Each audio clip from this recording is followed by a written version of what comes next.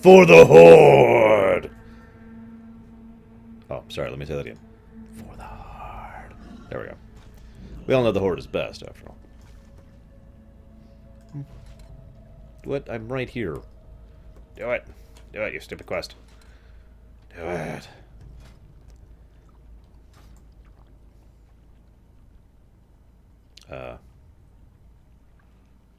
Where's the... There they are.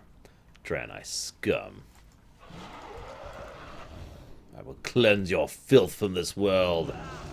In one shot, apparently. Before your guards even noticed that I existed. What do you mean, psychotic? Other than the garbage that's been affecting me for weeks now. Which I assume not what you're talking about. So anyways, hi guys. Welcome back. So, yeah, we're back into the sexy suit. Just for you, Zuan. Except you're probably not there. Oh, never mind, you're there. I see you. I did a couple of quests offline. I didn't actually turn them in, just did some of the busy work. Because I have really bad memories of trying to get these freaking feathers off of these freaking buzzards. So I went ahead and did that off camera while I was eating. So here's the thing. I may have to actually go in about an hour to an hour and a half. I'm only going to be gone very briefly. I'm going to come right back, and I'm going to turn... oh, right, thank you for reminding me. And I'm going to start streaming right over again, but I do have to do this. It came out of absolutely nowhere. I'm sorry. Nothing I can do about it. So that's just life. So let's turn in some quests, shall we? So we've gotten some feather thingies. Baladash, Is something big going on, Psychotic, or is just some idiot doing some idiot things? These should do the job. I was concerned that the Rangers might be short on arrows for a while. But that's one less thing I have to worry about. Thank you for your help, Paladin. Lorerun. I kind of wish quests like these were better presented, because these actually serve a story point. It's just one that's buried in an irritating quest. In this case, it's showcasing how incredibly rare resources are. The fact that actually just getting arrows, one of the most basic resources there are, really, is something that they actually have to worry about because, you know, it's that feeling of being out on your own in the wild land, that kind of a thing. Lonely, I don't really understand your question. We're doing it all in chronological order, as we've already been doing up to this point in time. Baladash, Malanore. So, we've taken out the rock flares. We did that off camera as well. With the rock flare population thinned, all that's left is to signal the safe path for our pilgrims. Return to the fissure with this torch and mark the 3 beacons. Lighting them, and be warned it will attract rock flares. So. Remember the sun well. I've seen that happen, Shalom. Psychotic. Usually just in long raids, though. Let's see. Do we have... Aha! Terrible, terrible gauntlets. Excellent. We will have justice. Yeah, I know, Psychotic. Never happened. Got it. Well, I'm glad to have answered you then, Lonely. Yay. So, did we already? Yes, no. No! Yes, no, we didn't do that already. We need to go deal with the Arakoa. This is probably a good time to talk about them. The sad thing is we actually have a lot to talk about with the Arakoa, and at least 3 zones to talk about them in. So I've decided after some internal debating, I have decided not to go ahead and discuss the Arakoa in depth here. The Arakoa are bird people. There you go, there's your in-depth discussion. For more excellent revelations on lore, please follow the Lorerunner at Gaia, or lorerunner.com. And he will tell you all sorts of lore, like, for example, the elves are elvish. Okay, seriously though for a second. Like I said, there's actually a lot to talk about when it comes to the Arakoa. The only things that's really important you need to know right now is pretty much all of the Arakoa here on Outland are the bad Arakoa. The desperate, violent, xenophobic, tortured, bastardization, cursed Arakoa. So these are all going to be our enemies because of all of the above. You gotta be kidding me. It's one of those situations where I'm not sure if I would call them evil, so much as incredibly victimized by absolutely everything and everyone.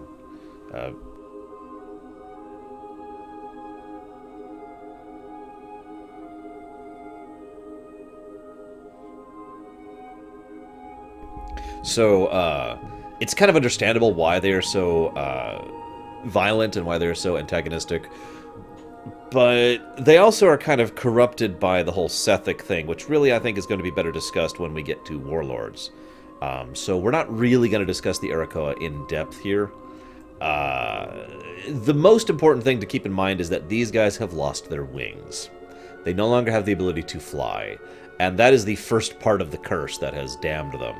And then a bunch of other garbage happened, which includes everything else that's happened to all those in Draenor, up to and including the wrecking of Draenor into Outland. That's also not counting the fact that they are being used by Terok for their own purposes. And by Terok, I mean corrupted Terok, because he's actually he's been influenced by Seath, or Seth, if you prefer.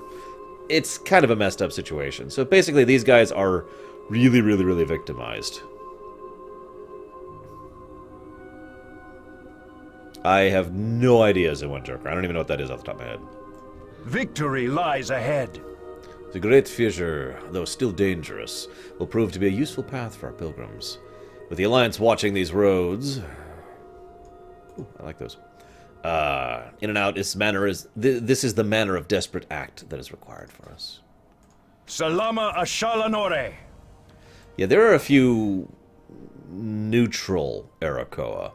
The vast majority of the Arakoa we will encounter in Outland are evil. There's really only two areas where the Arakoa have any real strength of presence. Auchindoun in the Sethic Halls, and I forget the name of this area, but this area. Sketties, or Sketzies, or something like that, I want to say.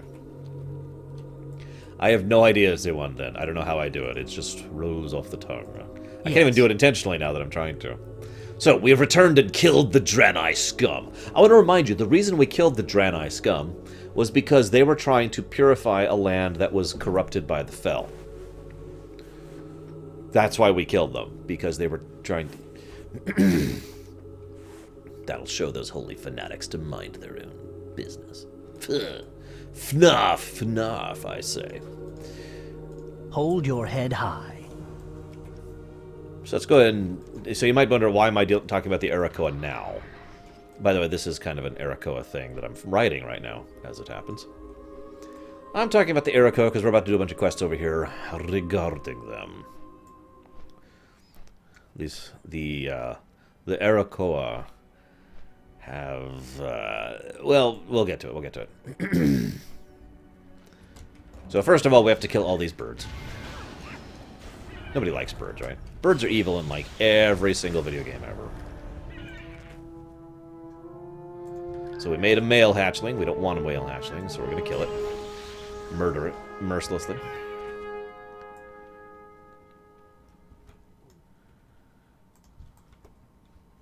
Yeah, this whole quest area used to be a chunk I hated doing on replays.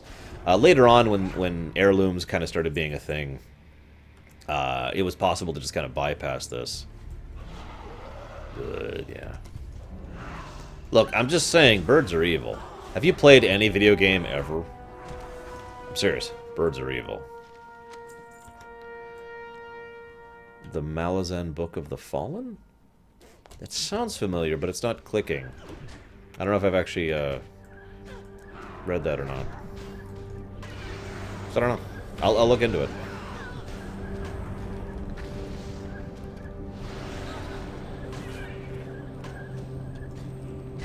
Heirlooms. Oh yeah, sure. I can totally explain what heirlooms are. So heirlooms are a way to enable alts to not have to worry about gear and not have to deal with to speed up leveling. Hang on, I'm going to read this quest really quick. So I got an orb off of that guy. As I hold the orb closer, I hear a voice. I sense you're not Arakoa, so I will attempt to barter for my freedom. My name is Eranos. I once ruled over the eastern winds. The Helashi mage, Avru, trapped me in this orb. Find the altar of the Arakoa to enslave me. Used to enslave me. It is hidden to the southeast of the den. Approach it and give it to me, and once I'm free, I will exchange my liberty for powerful treasure. Okay, I can do that. Yeah, cliff racers, anything in Ninja Gaiden.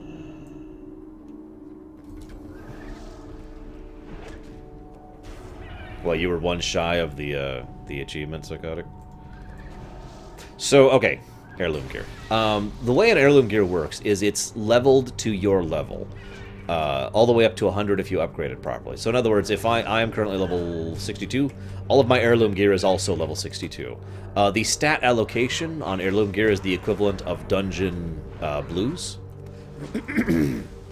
So pretty good gear, in other words. Not the best gear in the universe, but basically the best gear you have access to at any given point in time in the game. And of course, it just immediately upgrades, so there's no real way to be better geared while leveling than to have heirloom gear, because the only way to be equivalent is to go through a dungeon and get like a full suit of dungeon gear in the dungeon, and then move on to the next dungeon and get the full suit of yada yada yada. And so yeah, like I've got my helmet here, which is the level 62 helmet, level 62 necklace, shoulders, cloak, chest piece, weapon, trinket, ring, and leggings are all the pieces of heirloom that I have. The other and arguably more important aspect of heirloom gear is it increases the amount of experience gain you get to speed up leveling. I will say this, I don't really... I know this sounds terrible, but I actually kind of wish there was an even faster way to speed up leveling. Now, hear me out. Hear me out. Right now, a full heirloom piece increases your experience of 25% total, I want to say. Hey, Subfire. Or D-Fire, excuse me. Yeah, for some reason there's no heirloom boots or gauntlets. I don't know why. Anyways, an Iron Man? Yes, I have, Zoan, and God, I don't want to do that.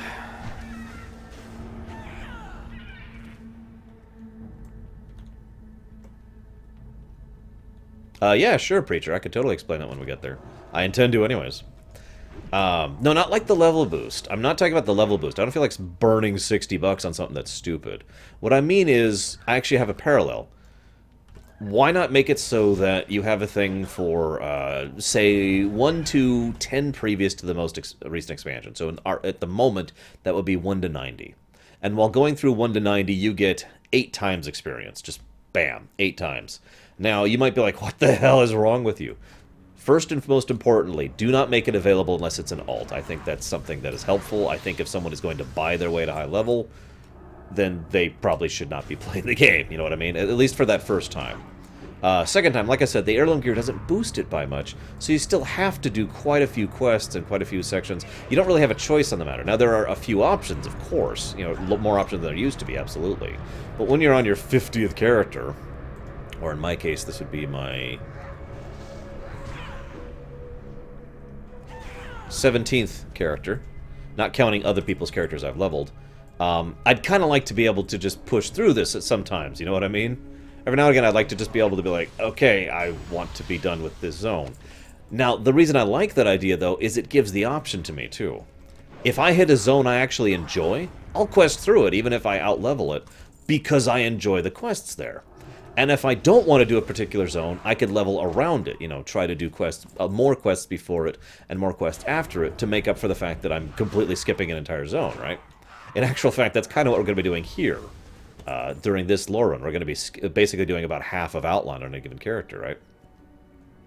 Yeah, I kind of like that idea, Sir Arthur. If you have more alts, it speeds up the experience gain, that kind of a thing. Excuse me.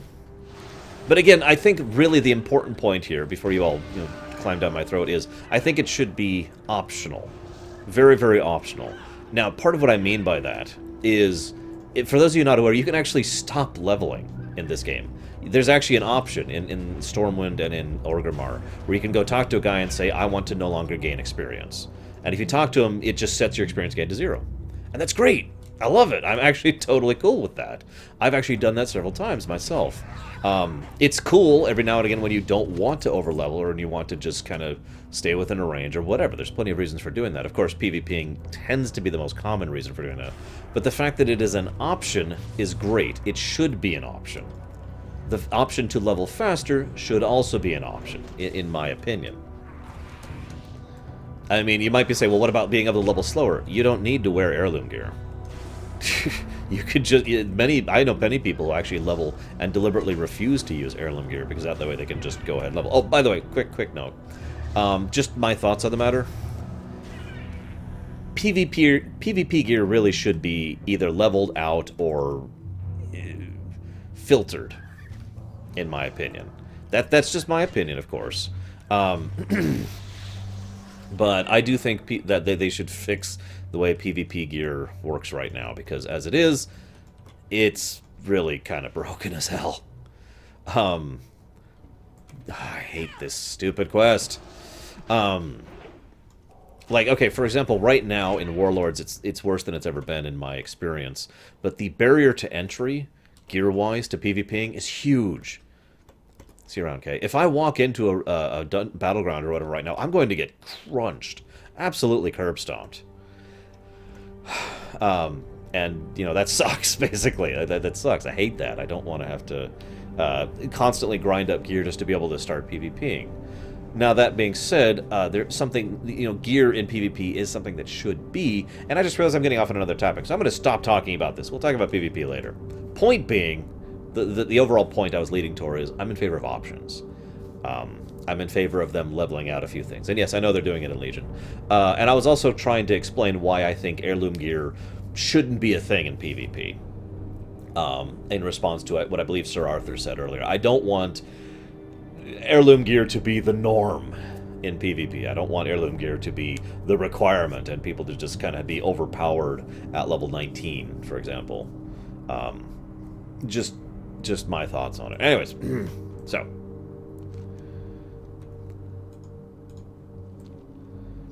Avru's magic still controls me. You must fight it. It's the only way to break the spell. I can do this thing. There we go. Be free, elemental. The freedom I've yearned for is finally mine. With this orb I regain my liberty. Take your reward so our debt may be settled. Okay, I can do that. Ding.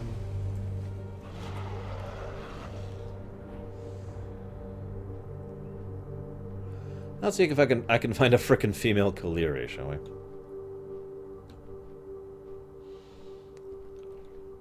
Now where is... I know I'm ugly, Aggregate, but I'm not going to get rid of the chat on the screen. That's pretty required.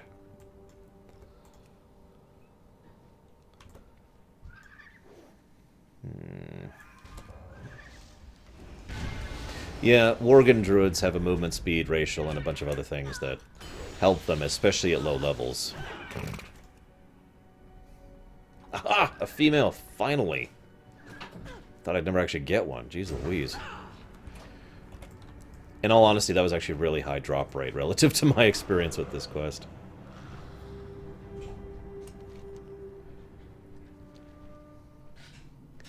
Yeah, those quests kind of suck, Permeus.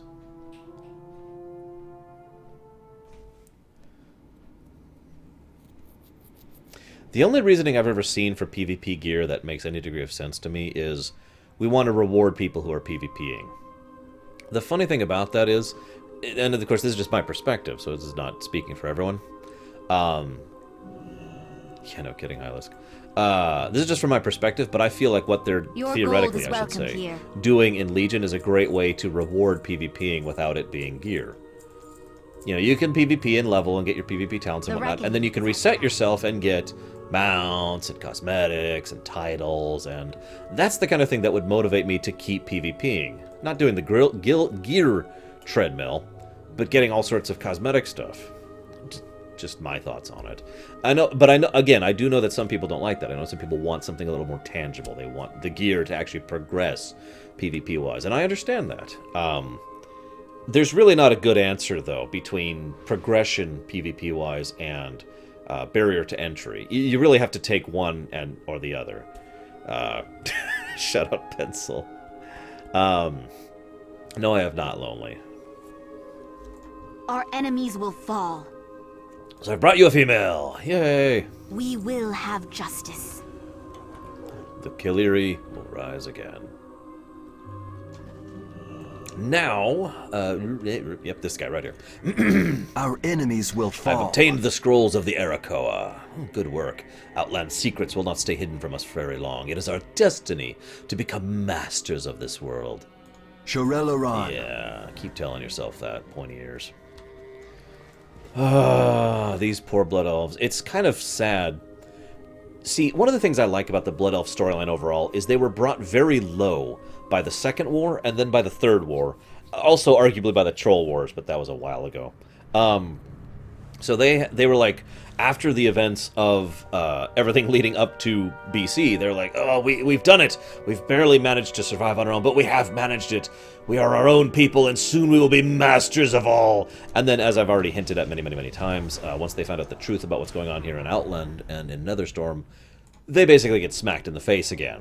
And so their grand, glorious future turns into them being screwed over for the 50 hyperbolillionth time. I feel kind of bad for them, in all honesty. Some people would say they brought it on themselves, and hey, you know, they screwed up plenty, but oh my god. And, I'm debating if I even want to do this quest. Because someone apparently just started it in front of me. Yeah, I'll do this on the Alliance. I'll do this in the Wogan.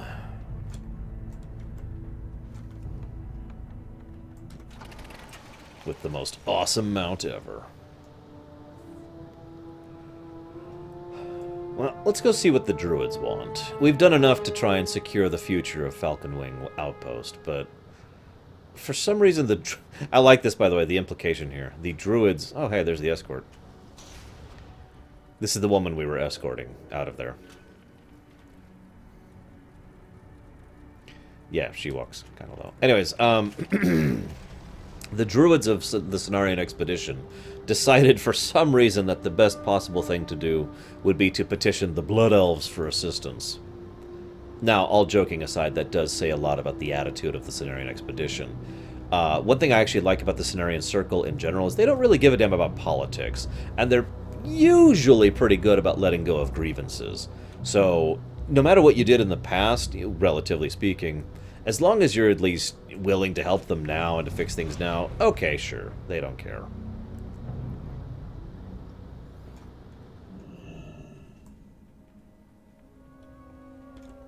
How may I aid you? Oh, goodness, you must be the help I requested from Falcon Watch. Well, you're here and there's a lot to be done. I have just the thing to start you out. Go in peace. Welcome to the Cenarian Post, Paladin. We don't often get company out here, but I am grateful for the visit.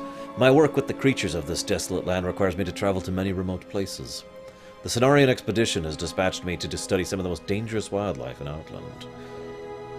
And I've made a startling discovery. While many creatures here have already undergone racial changes, they continue to mutate. I'm collecting blood samples to document, and any help would be welcome. At least for the parable race to play as or in lore. Hello. You see those huge glowing red crystals to the north? Like that thing right over there. It fell from the sky not long ago, causing a massive earthquake. When we came out here to investigate the disturbance, we found these colossi wandering that weren't previously here. There's definitely something strange about that crystal and the energies it's emanating, but I don't have time for that. Those mountain giants are my immediate concern. I want you to head up there and deal with them. Alone light your... No, I don't, Beef Jerky. It's a very Ilsheimer's kind of a situation. Hail. Least favorite in lore. Let me think about that for a minute.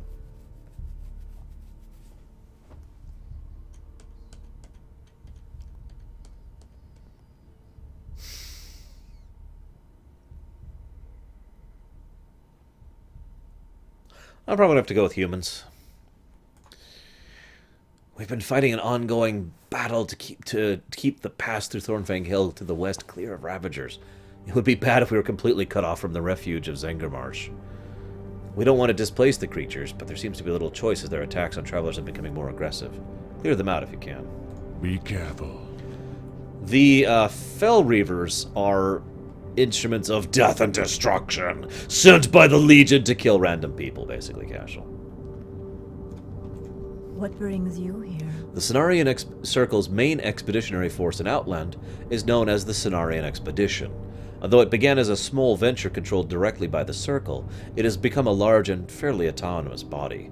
The expedition's leader, Ezeal Windsinger, has asked us to direct volunteers to her outpost. Be careful.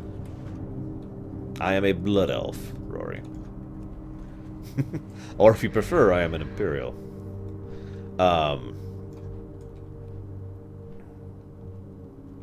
Kael'thas is a pretty awesome character. I'm sorry, I should clarify. Was a pretty awesome character. IMO, anyways. So...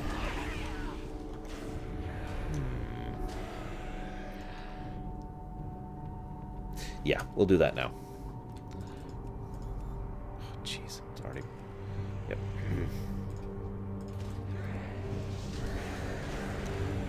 We're going to roll the dice a little bit with regards to dungeoning through some of this section. And if it doesn't work out, I have a backup plan. That is actually technically my original plan. This is just something I'm trying out to see if it works out. We'll see. We'll see how it works in action. I tilt my head at you, Deutsch.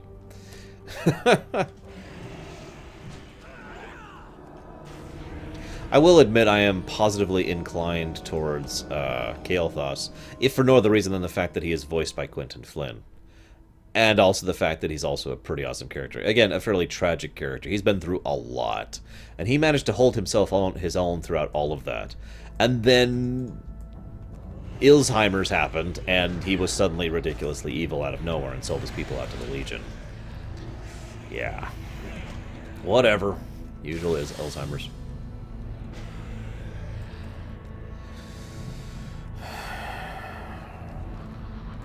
So, define that for me, Hylisk. Do you mean, like, if I, the real-life person, who has no powers and no abilities and health problems, was capable of joining a faction? Or do you mean, like, a character of mine? Or if I was, like, a class? Or had some powers? You know, something. Something along those lines. I will talk more about Valen later. I actually, ironically, don't have much to share about Valen. Except with regards to a couple of things in Pandaria and a few things in Warlords. In summary, though, since you asked me really quick about Valen, Valen is a good character who has dealt with so much for so long that he's basically become ambivalent to the point of uncaring. He still overall wants to do good, but he has been so dulled by everything he's encountered and experienced and learned and known that it's hard for him to actually care anymore. He is very, very jaded. You know what I mean? So that's my thoughts on Valen in a nutshell. His visions are certainly interesting in their own right, and have not always been proven to be true, by the way. In fact, Valen himself admits that his visions and prophecies are only true like 25% of the time at best, you know.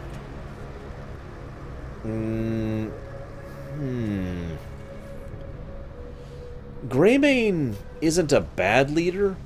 I could see him becoming the leader of Stormwind. I don't think it's going to happen, but I could see that happening. Anduin is more likely to take that throne. But I could see Greymane... doing that, but I couldn't see him as leader of the Alliance. I couldn't see him taking the position of High King, if you follow the difference there. If I can play as... okay, so if I can play as a different faction, that's a hugely different question. Oh, let me think about that.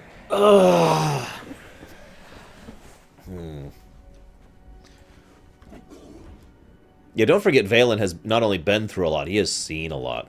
One of my favorite little short stories about Valen is when he shares with Anduin the last dying remnants of some species that he doesn't know who they are anymore. Even Valen doesn't know the name of the species. Because they're gone. They have been wiped out by the Legion. They are erased from time and space, and the only thing that remains of them is this one memory that Valen carries of their final moments. And it just really emphasizes how he is so jaded that for him at this point it's just like, yep, whatever. Oh, these aren't even elites anymore. Good God.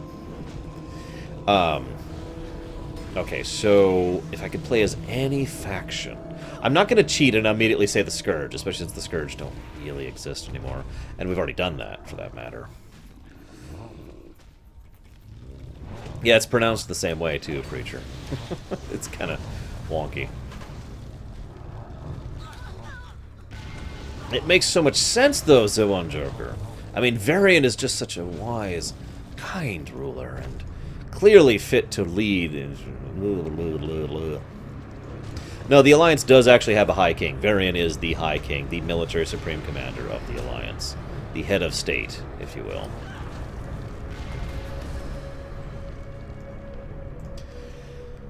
If I could play as any faction... God, there's so many options there. I don't suppose I can make up a faction, because my theoretical army of light would be my first immediate answer to that. I wouldn't mind... Well, no, I guess I don't.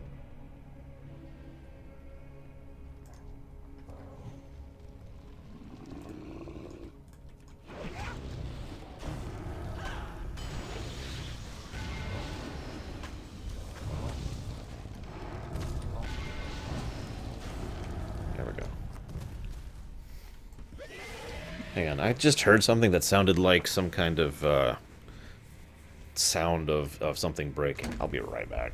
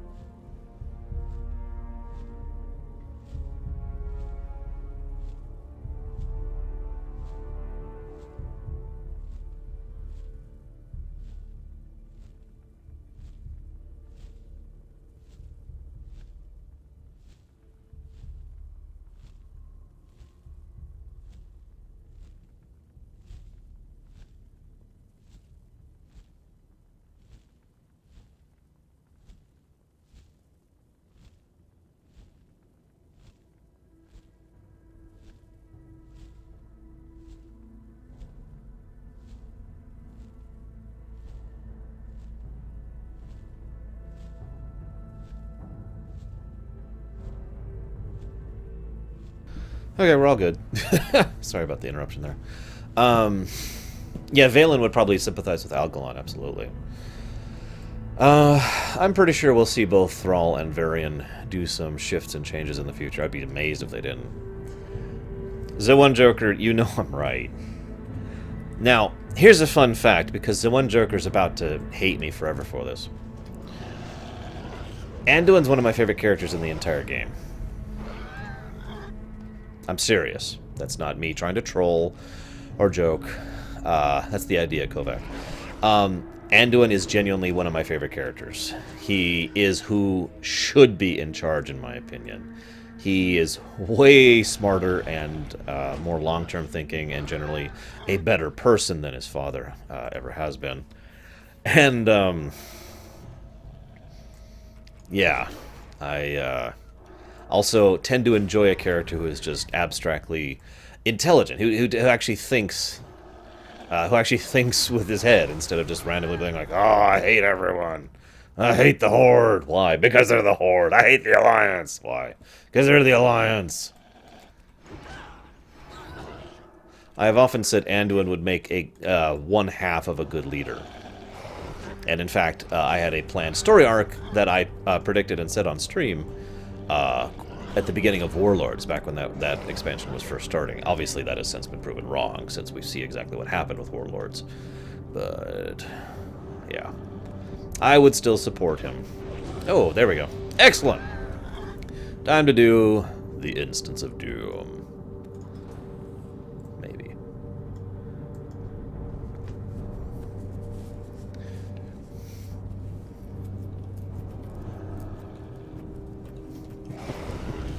Like I said, Zoan Joker probably will disagree with me on this. Oh, here we go. No, actually, the other leader that I figured would be a good parallel to Anduin is Illidan. So, this is the Hellfire Ramparts. Nice little touch. That actually is Hellfire Peninsula, as you can see out there. That, in fact, I was just questing right over there. So this is a change they made somewhat recently. Now quests are in the dungeons, and that's awesome, I think, because I remember how bad it used to be getting the quests for Oldemon. Anyone remember how bad that was in vanilla? Getting all the quests for Oldemon across both continents, including the Shimmering Flats. You remember that garbage? Strength Anyways, and honor. invading the Citadel. Shatterskull's not personable by anyone's standards, but he gets the job done. Let's get to Dabu. work. Warwatcher Gorgol and Vazradin the Herald are in charge of defending these ramparts. If you take them out, their forces will be in complete disarray. Slay them both, and bring me proof so the invasion can begin. Strength. The Fell Orcs have stockpiled many of their supplies here. Stealing them would be a severe blow to their war effort and a boon to ours. For the Horde. One of our scouts brought back unpleasant news. We've seen powerful agents of the Legion on the ramparts. I need you to kill this demon before it has a chance to relay news of our efforts to his superiors. Dabu. I think that's true for a lot of people, Psychotic. I think a lot of people like that particular polearm. Myself included, as it happens. I don't have... I want to make sure... Yep, okay, we're good. So this is a 5-man. This is actually the first 5-man we're doing during this lore run. We've done raids, but not 5-mans. We're also doing it with an actual group. Now, we're fully heirloomed out, so we're just going to mulch through this place. This is not going to be an issue. In general, I did enjoy the dungeon design of BC, even though I have nightmares about the heroic modes when we first hit 70. Anyone remember how horrifically nightmarish it was to try and do Shattered Halls back in the day? Oh my god. But in general, the packs are reasonably split out. They encouraged you to use CC. No, this is not a private server. This is live, obviously, I guess. There we go. Greymane's such an idiot, though. No, I'm kidding. He learned. I will say this. Greymane was an idiot. Greymane was so stupid. We'll be talking about that, of course, when we play our Worgen. But, again, credit where credit is due. The man actually grew up and grew a brain. Yeah, the random mobs fearing you into other trash packs. Oh, my god. Yeah, there's... Yeah. Anyways, there's some good stuff to say about BC dungeon design, and there's some bad stuff to say. I will say this. They kind of started to figure out the whole... let's go ahead and have... different trash mobs actually mean something other than just wasting time. So, for example, like that Ripper right there, that tiny little guy, in this group of 3 mages, he's the primary target because he hits like a truck. He's the actual hard part here. These Scryers, oh, they're nothing. And when we target that guy over there, oh, there's the fear. When we target that guy over there, we want to kill him as quickly as possible because otherwise he can summon more ads, you know, just little things like that. There's a bunch of little things that I still remember from when we used to heroic this stuff. Oh, God, Seth the calls. Now, that is one thing I don't like about the dungeon design of the BC stuff in general. Mob density was huge. Like, a little bit too huge. It needed to be pulled back just a little bit further from where it was, as opposed to being just this non-stop thing of everything. No, I don't, Caspian. Especially since they themselves have said many, many times, in direct response to that question, that they have no plans or intention of doing so. So I really doubt they'll ever actually do it. Hey, Big Filthy. I don't even have Recount going, so I have no idea how well I'm doing. Yay. Let's talk about Recount. Recount is a mod that tells you exactly how much... A lot of things, actually. It can tell you how much damage you're doing, how much damage per second you're doing, what exactly your sources of damage are, how much healing you're doing, how much healing per second, how much health you're taking, you know, how much damage, you know, is being healed, all sorts of stuff, right? Yep, we're good. It's an extremely useful add-on. Now, I want to add an asterisk here, because some people use Recount as if it's a meter of winning. Like, it's some people refer to it as the EPeen, for example. The idea being that you're only worth as much as your DPS on the meter, which is stupid and ridiculous and dumb and otherwise pointless. I like Recount because it's a great informative tool. It helps me to refine my builds, and in some cases to learn my builds. I actually wish we had Recount in Diablo 3, for example, because sometimes when I just switch to a new a build in Diablo 3, or I'm trying out a variant or different gear, I'd like to be actually be able to see if I'm doing more or less damage, and Recount would enable me to do that. Obviously, such a thing does not exist. So that's how I use Recount. And that's why I'm okay with it, because I actually can be like, aha, this thing is doing this much damage, and this is doing this much damage, and clearly this ability, which I just got from this talent, is only doing 1% of my damage, so maybe it's not worth it, I'll try this other talent, you know. And I can refine my build that way, and figure out what I'm doing. It was also exceptionally useful to me as a raid leader, because I could actually see what people were hitting. That's the other useful thing about Recount. I don't care if you're doing like 30,000 DPS more than everyone else if the only target you're hitting is the boss and not the ads. You know what I mean? At that point, you're just being a burden, and I could call you out on it and be like, look, stop tunnel visioning the boss and start going after the ads. I say all of this because Recount is, understandably, a very maligned add-on because so many people use it as a here look at the meters, I'm totally winning kind of a mindset, which is dumb. And again, just kind of a form of elitism and trying to prove that they're better than other people.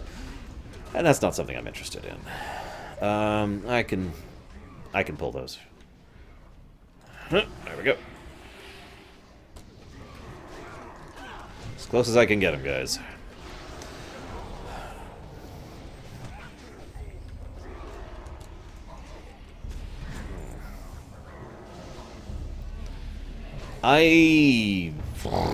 God, PvP and Tor.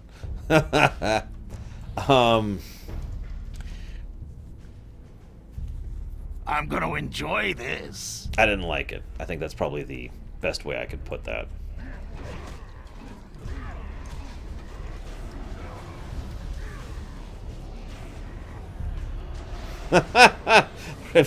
You've really heard that, Deacon? Quickly! That's terrible. I like how we're completely ignoring the ads on this. I mean, I'm doing AoE. Loktar Ogar means victory or death.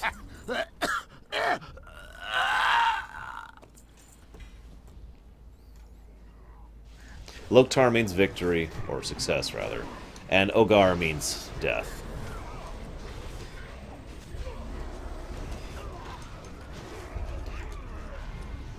So, oh, right, so someone asked earlier, is this particular fortification under command of the Legion, or under the command of the Illidari?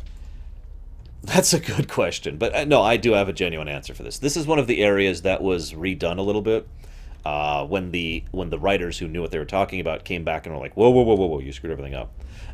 And so this place is actually directly under command of the Illidari, specifically. Hellfire Citadel in its entirety is under command of the Illidari. The Legion actually has no influence or sway here. That's actually kind of important politically and militarily, because that means this is Illidan's only actual foothold in this entire region. I don't just mean in the Hellfire Peninsula in general. His next nearest fortification is basically down here, so he... this is very important for him, given that the Legion has tons of fortifications in the area. This is basically Legion land.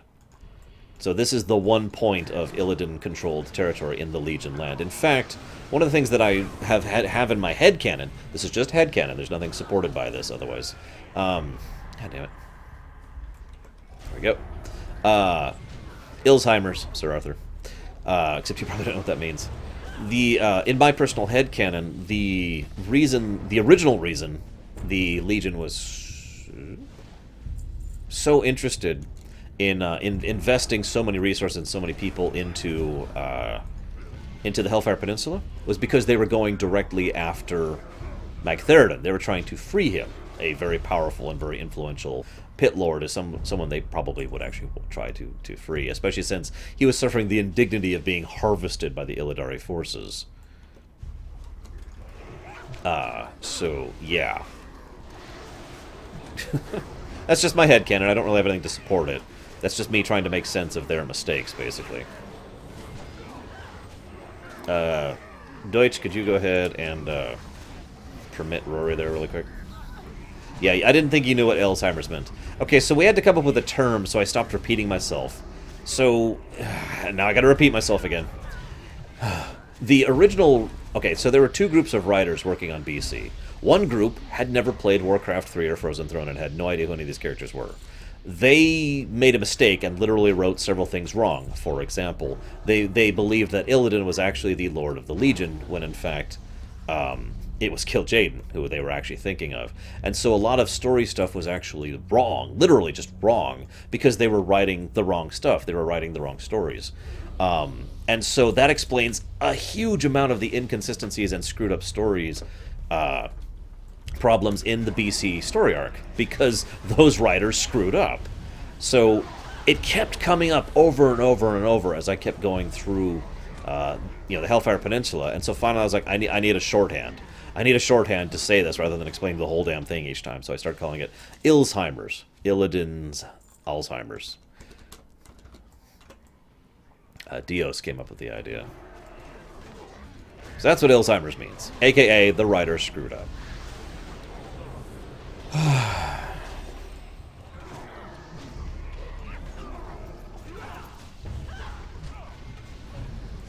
Wait, how did he have the power to boot you from the guild, Deacon? What the crap? That's garbage. Whatever.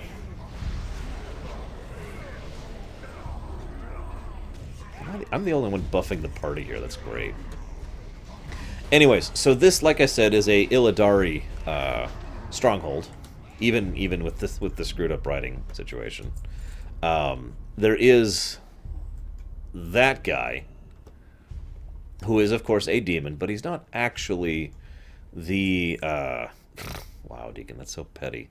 He's not actually a Legion demon. This is actually the first time that we see that Illidan has demons under his command and control, which should be a major plot point and kind of isn't because of the way it's handled. But let's just trust me when I say that this is supposed to be a big plot point and leads into the Reliquary of Souls plot point I actually have already mentioned to you guys. Your insolence will be your death.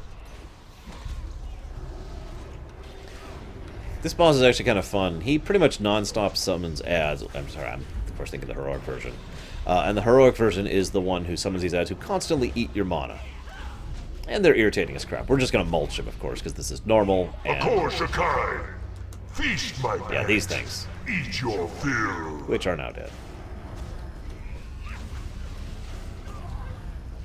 By the way, how's the keyboard sound? I've been doing a different setup with my mic to make it so you can hear the keyboard less than, the old days and the long, long ago. It is not over. So, this staff is so cool looking, I've actually used it in several transmogs. I'll cross multiple characters. Because it's a really cool looking staff, and I just won it, which is hilarious. I will laugh if I get the pole arm, by the way.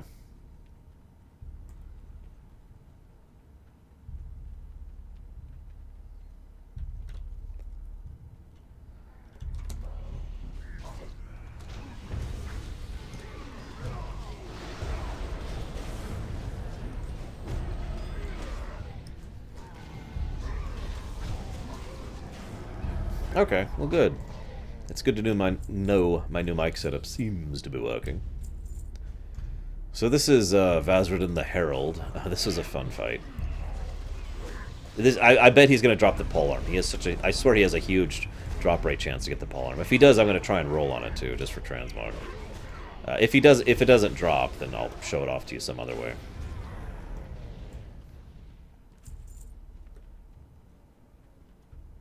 Yeah, me too, Sir Arthur. I used them for quite a while on my hunter, and then that stopped being a thing. And then I used them on my druid, and that's basically it at this point. One of my favorite two-handed weapons. You have faced many challenges. Pity they were all in vain. Soon your people will kneel to my lord. You are nothing.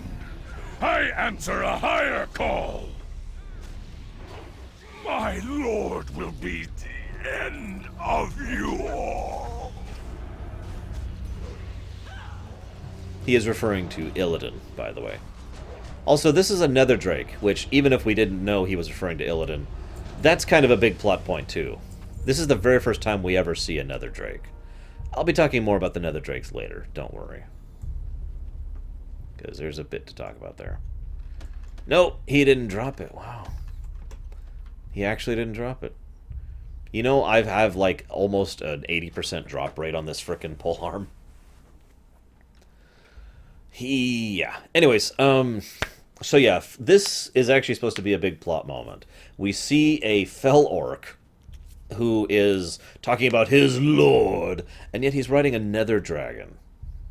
And that's supposed to make you just kind of go, Makra!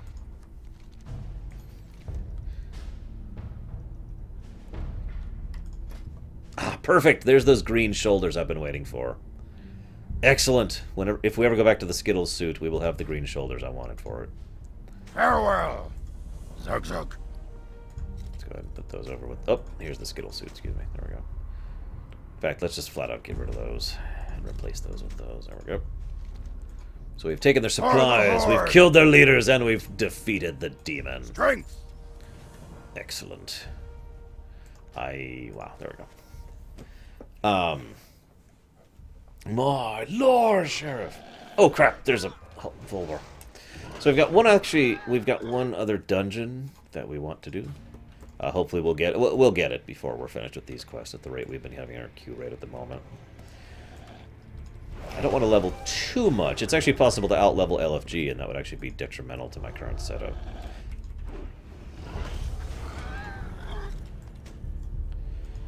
So, in lore, the very next thing that happens after we finish Hellfire Ramparts is we immediately go into the Blood Furnace.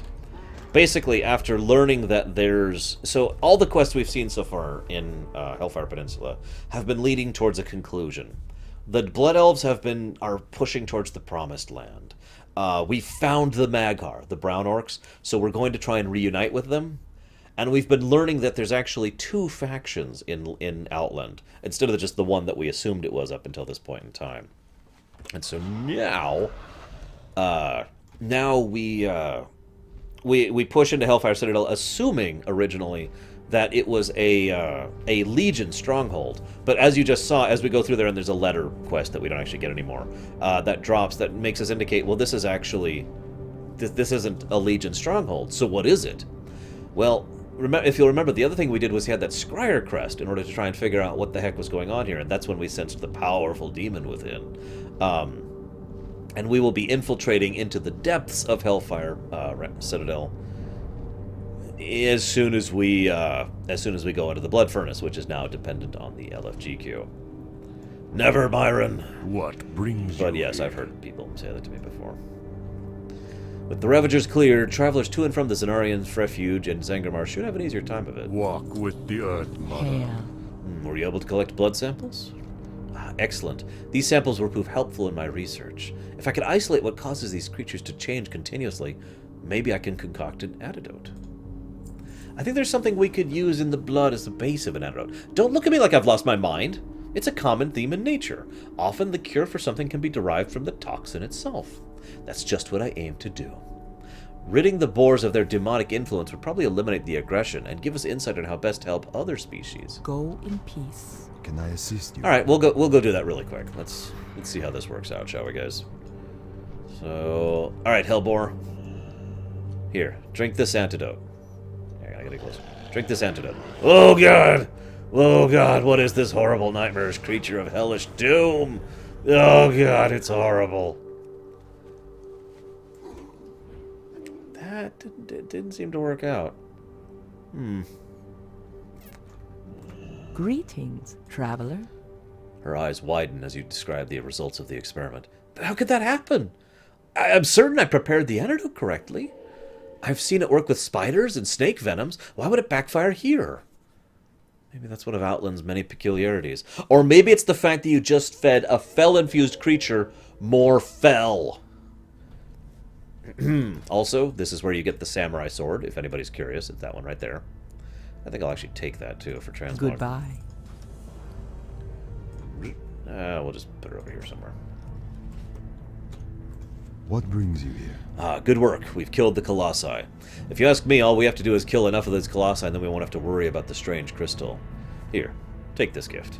Goddess, watch over you. Where's the continuation quest? Yeah, exactly, psychotic. That's why I was trying to emphasize that point. She was treating it as if it was a poison, but it was fell energy. Work these broken wretches to the bones, Illidari. If there's anything of value in this forsaken place, we will find it. Interesting. So this is fun. There's some broken here being worked by Illidari taskmasters. Now that seems a bit unusual, especially since it's actually out of character. No, seriously. If you'll remember, back in Warcraft 3, Frozen Throne specifically, the Broken were allies of the Illidari, worked for Illidan willingly and knowingly. And now here we see the Broken are little more than petty slaves for the Illidari. So I'm just going to say Ilzheimer's and move on. Seriously, that's exactly what this is. They're treating Illidan as if he's some evil, terrible demon lord.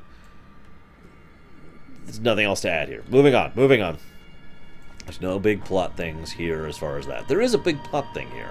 You might ask why the heck the Illidari, or anyone for that matter, would be so interested in trying to excavate Draenei ruins. Hey, Sigma. You'll notice I'm going out of my way not to use AoE, specifically so I can free the slaves. Otherwise, I might aggro them and they might try to kill me, and then I would be forced to kill them. And I don't actually want to do that. I'm more of a free the slaves kind of a guy than a mercilessly massacre them. I don't care what you saw during the Death Knight Starter Zone. And yes, I'm deliberately ignoring that quest for the moment. Although... Anyways, oh, shoot. I just remembered what I did wrong. Quickly, run! Run! And also, the Illidari are like, broken wretches, do not even think of fleeing. I promise you a fate worse than death if you don't slay these intruders. Yeah.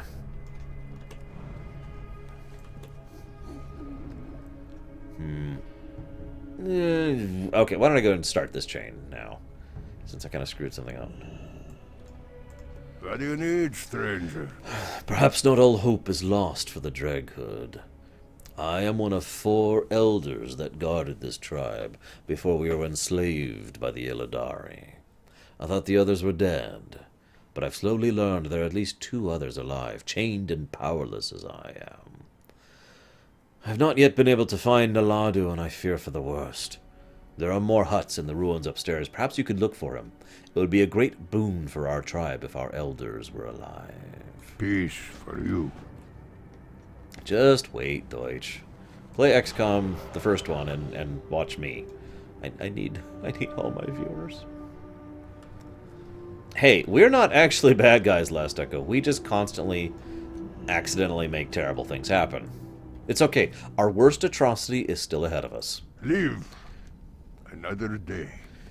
This is nice. So this is Naladu. The Illidari demons keep me here because of my knowledge of the ancient Draenei crystals and relics. They've enslaved many of my people and use us to look for a powerful crystal, one that is in all likelihood not even here. Why don't you escape? What for? If Illidan's demons don't catch me and enslave me again, the Naga of the Zangarmarsh will.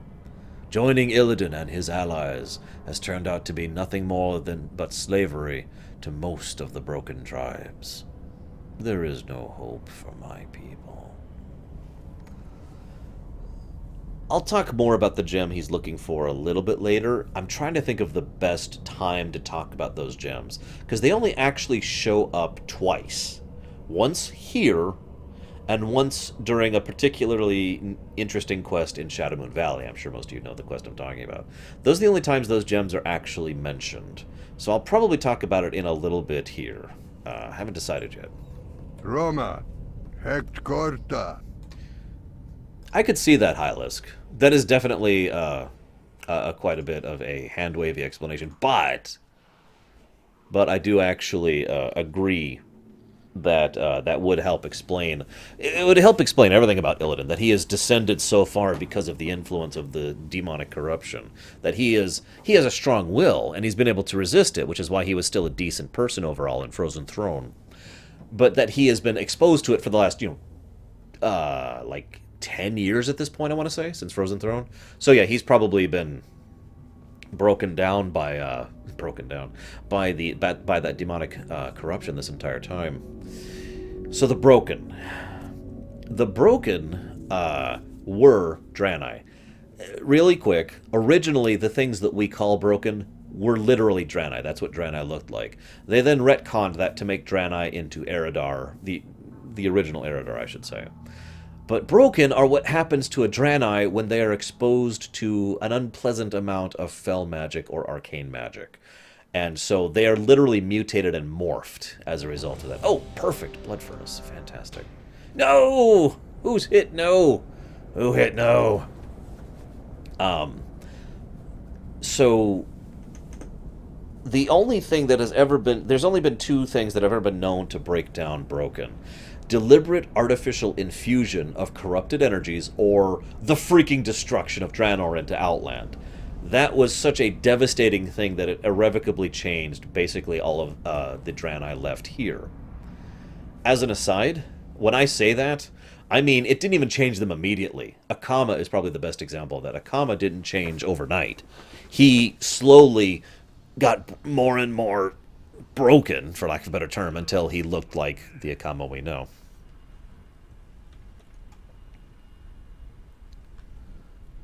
Loktar.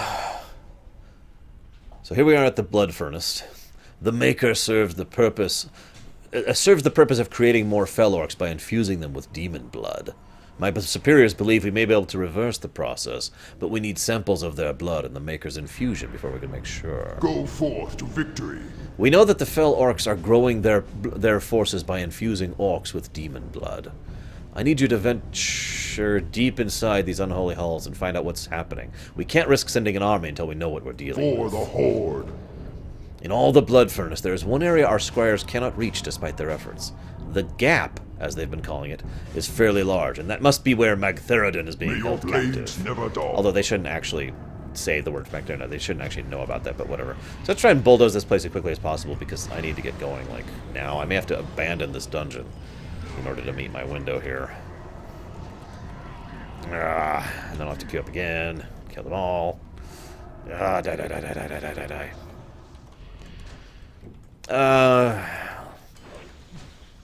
That might work sometimes, Hylisk, but it's not going to be reliable 100% of the time. And I also have the other alternative. I could just hop on 100 who I know has not done these quests and do them on that character. Anyways, I wouldn't mind being able to play Draenei. In fact, it's something that Blizzard has actually talked about. And when I say Draenei, I mean broken. In other words, they've been talking about the concept of sub-races, and it's been the kind of thing that they've been discussing a lot, to the point where I think it is likely at this point that we will actually have sub-races as a thing. Sub-races is a purely cosmetic change to existing races. So, for example, a Blood Elf being able to play a High Elf, or a Fel Elf maybe, or something like that. A Dwarf being able to play an Iron Dwarf, or an Earthen, or a Dark Iron Dwarf. An Orc being able to play a Brown Orc, or a Red Orc, you know, that kind of a thing. And, of course, a Draenei being able to play a Broken or a Lost One. And yeah, Undead Elves is another thing, because that exists, and Wretched exist as well. So yeah, this is kind of the idea that's been tossed around a lot, and again, at this point I would say is actually likely to come out and be a thing, because of how receptive the developers have been towards it, and the fact that a lot of the framework is already done. There's actually only one catch with the sub-races thing. Not every race has an equal number of sub-races, right? So the only way to make this work is either to just accept that some races have more sub-races than others, which, you know, that's the thing you can do. That is one of the options available to you. Or you can try to limit the amount of sub-races available to each race down. So in other words, pick out which race has the least amount of of subrace options, and then make it so that every other race has that many subrace options. Probably not that many, probably like 2 or something like that. The third option is to invent new subraces in order to build it up. So, for example, figure out which race has the most subrace options, and then make that many extra in amongst the other races. These are your 3 general options for making the subrace thing work, and is the main design-wise problem with it. I wonder who that is down there. Oh, well, I'm sure it's not a big deal. Give me a second here.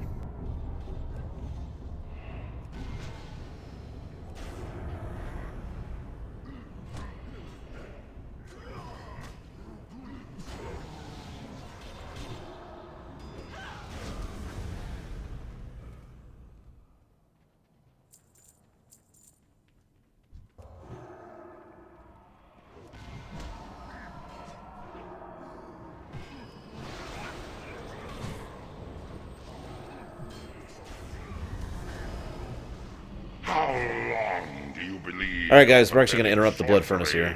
So we'll talk more about this place, what's going on with Magdaridon, the fact that they got his original voice actor, which is awesome. I hate to do this, but whatever, I really don't have a choice.